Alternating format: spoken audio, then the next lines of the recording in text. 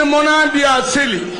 Wazee wa Kinandi hawajui Ruto alitoka wapi. Kwa excellency sir, Ruto abana Mnandi. Musikie leo ninapozungumza hapa, ameingiza watoto wetu kina Henry Rotich alisoma Harvard University kwa masaibu ila abana onekana.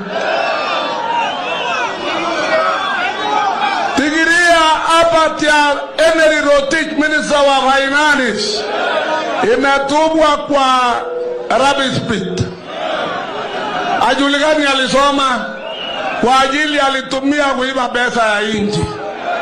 Na nyinyi wananchi watukufu wa Kenya, vijana kwa kina mama, mujihadhari jameni, msilale nyumba ya wauni. Taarifa.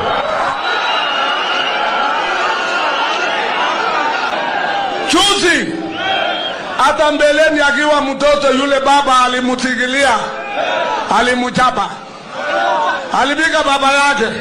Baba amepiga kina waheshimiwa marehemu Jasire.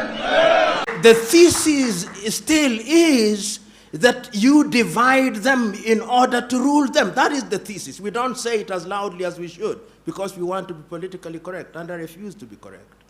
And this is exactly what Kwame Nkrumah warned us about. And the political party therefore lends itself to that manipulation. We will be persuaded, because it is us who have gone to school who form political parties, we will be persuaded to form outfits. And in many African countries, these outfits are formed on the basis of ethnic affiliation. Your typical African political party is simply an assembly of ethnicities, and in many African nations you will discover that what we call elections is simply an ethnic census to determine which ethnic group is larger than the other. It is Julius Nyerere of Tanzania who said it. He said that the tragedy of Africa is not what the song is, not the song that is being sung, but who the singer is. And what he meant was very clear, that you may have an agenda that is good for your nation, but if you do not come from a particular ethnic group, those who will follow you will not be from your ethnic group. You may sing the best song, but when you look back, you'll discover that it's only people from your ethnic group who are following you. And when you have such a situation, the design is inherently conflictual. And that is why, therefore, when you look at Africa today, you discover that after every election cycle in many African countries, there is conflict. Because you go into the election, or the political parties go into an electoral process on the basis that we must win, and if we don't win, the elections have been rigged. In other words, we place so much premium on the presidency, and you'll see in many African countries, entry into government is like winning a lottery. It is winning a lottery because it gives you access to resources. And therefore people claim the president. If you are in a country, say, and one of your own means a son, they are normally sons. One of your own sons has won the presidency. The tribe celebrates, from the herdsman to the professor, from the fisherman to the intellectual, because we have now won the presidency. We have won the lottery. We will have ministers. We'll have all this, and everybody else feels excluded, and that generates conflict. And we have seen it, whether if we don't see it in Gabon, we see it in Guinea-Bissau. If we don't see it in Guinea-Bissau, we see it in Kenya. If we don't see it in Kenya, we see it in South Sudan. So that in South Sudan, if one were to ask them, what is the problem? The contest is of an ethnic kind. And without debt, that means you can free up the taxpayer from paying debt. You can reduce taxation, but you also avail something very interesting, which is domestic money for us to go and take. Right? There's no law item that says domestic debt is funding anything in development. These bonds and bills, it does not exist. Bonds, which are long-term, have not funded any development project in our budget. We don't know why our banks, and soon we are going to call them out, why our banks are giving our money to our government for bonds that do not exist in the budget. And then our taxes are going to pay those exorbitant interest rates. Back to the banks. Back to the banks. And not This coming is back. a Ponzi scheme of some banks here, and they better stop it.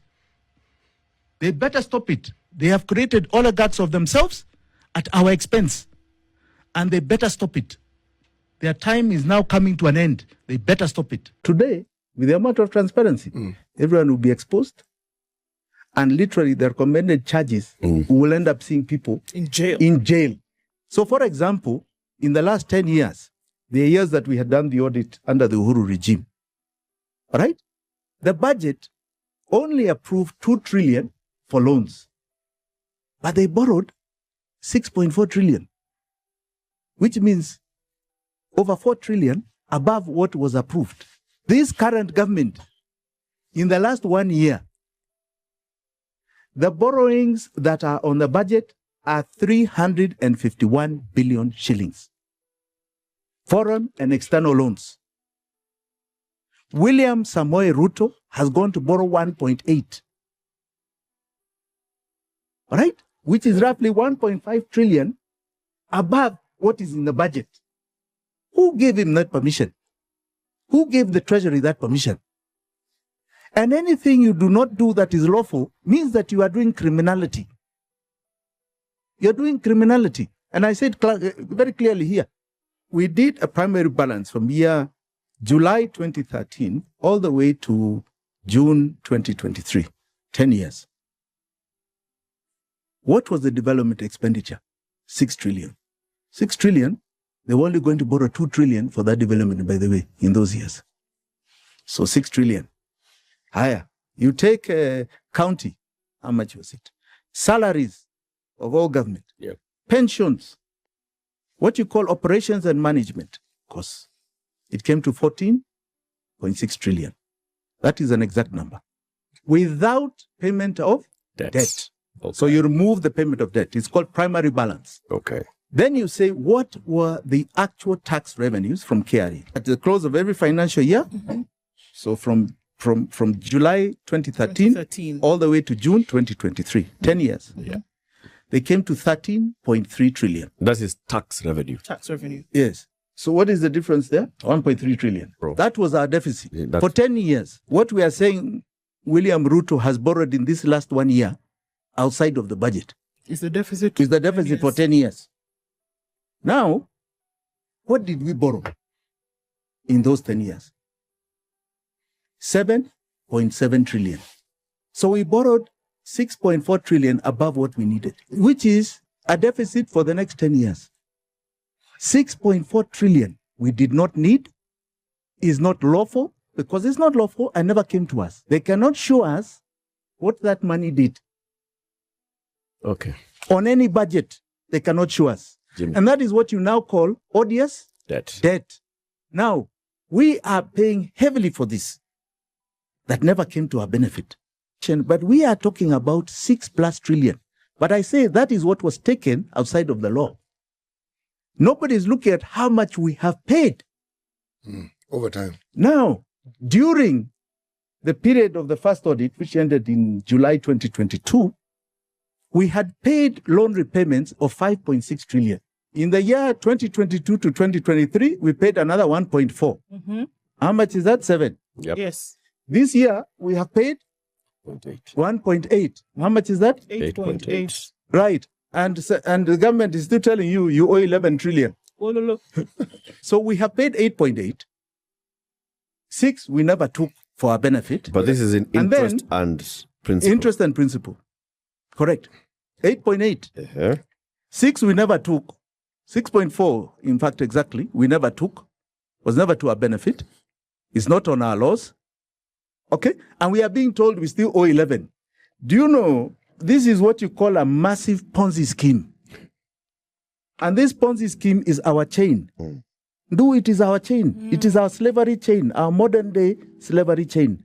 And until we yank it off, you're going to see no change in this country but pain. And you yank it off this way. Okay, there we go. You yank it off this way. What is not in our laws is what is called odious debt. And that we have paid to odious debt, we demand back. And if we analyze that, that means we have no debt. And without debt, that means you can free up the taxpayer from paying debt. It is now a public clamor for open justice. This last year, we have paid 1.866 to debt. Imagine what can happen in terms of development in Kenya. Absolutely. What miracle can we not have here? To do a level 6 hospital is about 10 billion. You put one in every county. You imagine the amount of roads. To do 10,000 kilometers of road would mean what? You'll pay all your Nobody here will not need this free housing, this housing fund nonsense. Right? People here will never even live in mud huts. Right? And the stimulus it will create, the catalyst it will create to this economy. You will see this jobless, unemployed. Okay. You will be amazed with the figure. So today, with the amount of transparency, everyone will be exposed. And literally, the recommended charges will end up seeing people in jail.